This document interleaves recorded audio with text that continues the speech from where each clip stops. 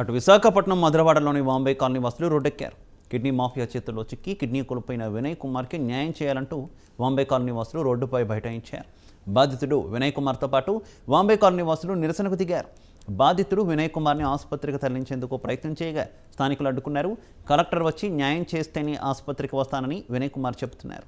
నిందితులపై చర్యలు తీసుకోవాలని వాంబే కాలనీ వాసులు డిమాండ్ చేస్తున్నారు.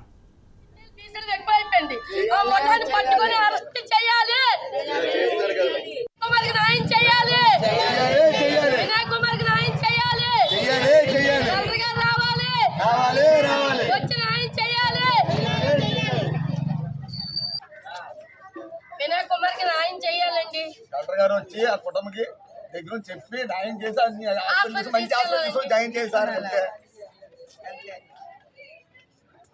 సింపుల్ చెప్పేసి కేజీస్ లో జాయిన్ చేసాడు. 108 బండి వస్తుంది. అదే 108 బండి వస్తుంది. మీరే చెప్పాలి ఏంటి, మాకు తెలియదు ఏంటి. గ్యాంగ్ తయారయ్యారండి. ఆ గ్యాంగ్ ను పట్టుకోండి, ముందు గ్యాంగ్ ను